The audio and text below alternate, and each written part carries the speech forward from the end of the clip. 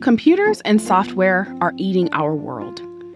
Over the last 30 years, our society has completely transformed thanks to groundbreaking technological innovations we now use every day.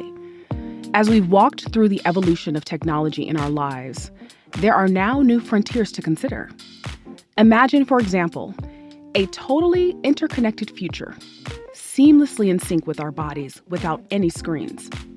We've been on a slow and steady journey of migrating away from screens to having quote-unquote invisible devices that can be carried in a pocket and project the answers to our questions right into our hands. And as we rethink what tech looks like, we've also been moving towards AI assistance. AI has been transforming how we do life since we started asking Siri and Alexa to set timers, order groceries, and play music. And the impact of this tech is only getting bigger. All of these developments have so much potential, but they also have us begging the question, will this make our lives better? Or are we becoming way too intimate with the relative closeness we have to our devices? I'm Sherrell Dorsey, and this is TED Tech. Now, we'll hear from Imran Chaudhri, designer, inventor, and co-founder of the tech company Humane, and a former Apple designer. Imran asks us to consider how technology can play a different role in our lives without headgear and endless screens.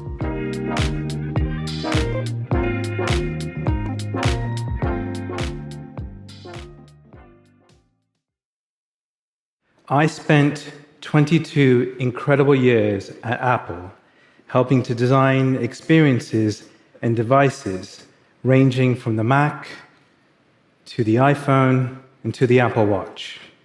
And as the power of compute increased, the size of our computers or our devices decreased. The desktop paved the way for extraordinary interconnectedness, but it was stuck to your desk. The laptop provided portability, but you still had to be sitting down to use it. And the smartphone evolved us into the modern connected humans we are, providing millions the ability to access the internet from our pockets. And the smartwatch was a window to that phone, a companion device with a whole host of health insights, all shrunk down to your wrist. But what comes next? Some believe AR/VR glasses are the answer, but they merely move the screens we already have in our lives today to being just millimeters away from our eyeballs, a further barrier between you and the world. And the future is not on your face. In fact, in 2017, the legendary tech journalist Walt Mossberg wrote in his final column that he felt that soon, one day, technology would become invisible, and that the computer would disappear. And we agree. Sorry, this is my wife. I'm gonna have to get this. Hello? Hey, babe. Hey, Bethany. How's it going? Good. Are you a TED? Yeah, I'm on the red circle right now, actually. Oh, great. Good luck, and don't forget to mention me. I won't, babe. Thank you. Love you. Love you too. Bye. Bye. So my wife, Bethany, and our entire company at Humane have been working to answer the question of what comes next. And you may ask yourself, why? Why would anybody do this? It's because we love building technology that genuinely makes people's lives better. And we believed that artificial intelligence, or AI, would be the driving force behind the next leap in device design. And there is an incredible amount of stuff that's happening in this space. Huge advancements. And even Bill Gates has said of OpenAI's GPT that it's only the second most revolutionary technology demonstration that he's seen in his entire lifetime. But what do we do with all these incredible developments? And how do we actually harness these to genuinely make our life better? If we get this right, AI will unlock a world of possibility for all of us. And today, I want to share with you what we think is a solution to that end. And it's the first time we're doing so openly. It's a new kind of wearable device and platform that's built entirely from the ground up for artificial intelligence. And it's completely standalone. You don't need a smartphone or any other device to pair with it. In fact, I'm wearing one right now. And it interacts with the world the way you interact with the world, hearing what you hear, seeing what you see, while being privacy first and safe, and completely fading into the background of your life. We like to say that the experience is screenless, seamless, and sensing, allowing you to access the power of compute while remaining present in your surroundings, fixing a balance that's felt out of place for some time now. And I can't wait to share more details about what we've built, and I will in the next few months. But today I want to talk to you about what it unlocks and what it means to be able to take AI with you everywhere, and what happens when technology increasingly disappears. Technology becoming invisible affords us new opportunities of how we interact with compute. We've become so accustomed to tapping on an app or moving a cursor with a mouse that it feels second nature. But that's by design. When I was working on the iPhone, I used to test interactions like slide to unlock with my infant daughter. She was the best possible focus group. She's 16 now, and she's got a lot more ideas than she did back then. I see more than ever why a future driven by AI is far better than a future that would involve more screens. But for the human-technology relationship to actually evolve beyond screens, we need something radically different. Let me show you. Where can I find a gift for my wife before I have to leave tomorrow? Vancouver's Granville Island is a lively shopping district. That's an incredibly simple response for a very complex query. How often do we find ourselves in a new city, wrestling with our phones, trying not to bump into people, trying to figure out where we're going and where we're supposed to be? It's even harder when we don't speak the language, right?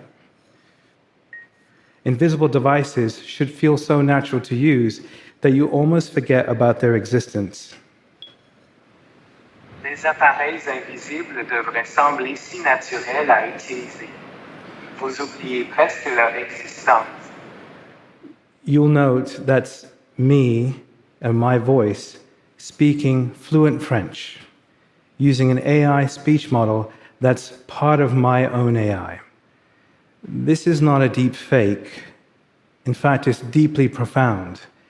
This is my AI giving me the ability to speak any language, and you having a chance to hear me speak that language in my own emotion and my own voice.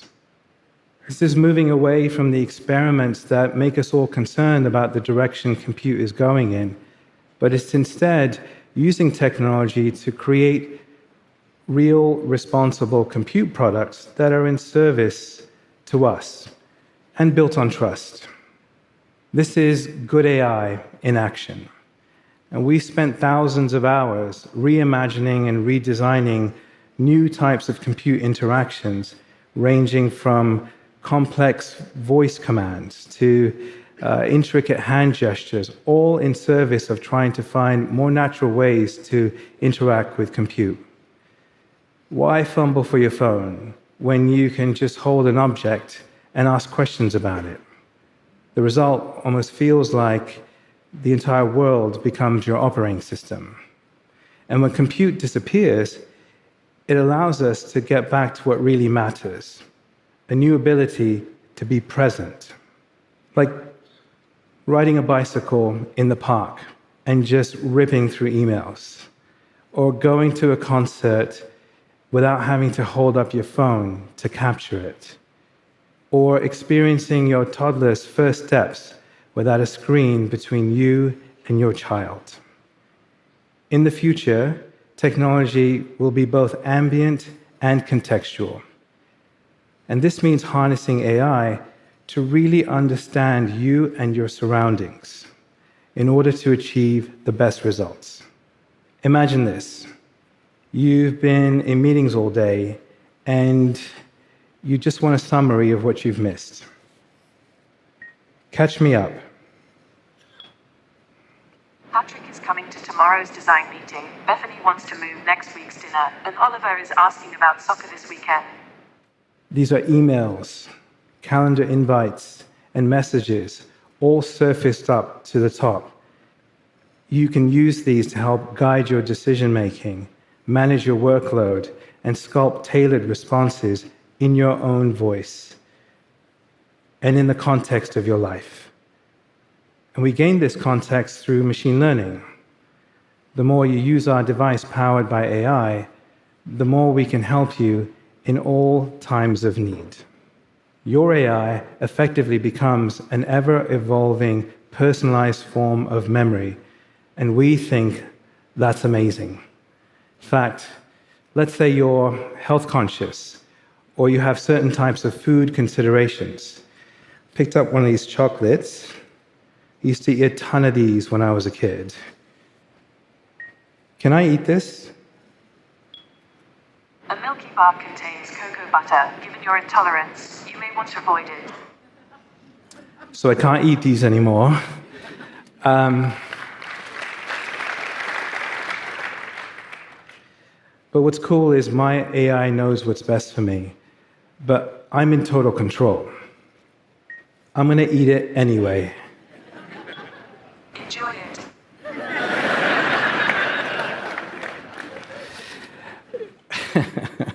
Your AI figures out exactly what you need. And by the way, I love that there's no judgment. I think it's amazing to be able to live freely. Your AI figures out what you need at the speed of thought, a sense that will ever be evolving as technology improves too. And these examples are just the start. As AI advances, we will see how it will transform nearly every aspect of our lives in ways that will seem unimaginable right now. In fact, Sam Altman from OpenAI feels the way we do, and that AI is grossly underestimated, and I'll add, so long as we get it right. We really believe that we're only beginning to scratch the surface of what's possible. Embed advancements of AI like in our device that's actually built to disappear and allow experiences to come forward. And we open up entirely new possible ways of how you interact with technology and how you interact with the world around you. More humane, intuitive interactions that are screenless, seamless, and sensing. This is so much more than devices just getting smaller or more powerful. This is the possibility of reimagining the human-technology relationship as we know it. And that's what's so exciting. It's a huge challenge, no doubt, but it's the world that we want to live in. One where technology not only helps you get back into the world, but enhances our ability to do so. It's within reach. The future will not be held in your hand, and it won't be on your face either. The future of technology might almost be invisible. Thank you.